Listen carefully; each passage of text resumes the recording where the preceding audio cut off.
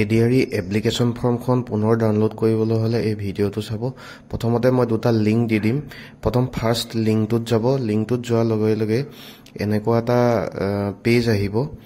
এই পেজটো দেখি পাব, এনেকুৱা এটা পেজ আহিব। এই পেজটোত প্ৰথমতে লগইনত যাব। লগইনত গৈ আপোনাৰ ইয়াতে এপ্লিকেশ্যন নম্বৰ আৰু পাছৱৰ্ডটো টাইপ কৰি দিব এনেকৈ। তাৰপিছত পাছৱৰ্ডটো টাইপ কৰি ইয়াতে লগইনত যাব। লগইন কৰি দিব আৰু লগইন কৰি দিলে এনেকুৱা আপোনাৰ ডিটেইলছকেইটা আহি যাব। তাৰপিছত সেই পেজটোতে সেই ওপৰত যে আছে সেইটোত গৈ আমি ইয়াৰ লিংকটো কপি কৰিব লাগিব। তো এই ওপৰত এইটো মই দেখাই দিছোঁ, ইয়াত যাব।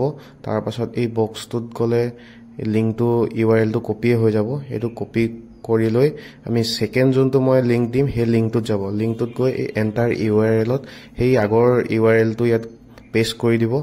পেষ্ট কৰি দিয়াৰ পাছত এনেকৈ তললৈ আহিব।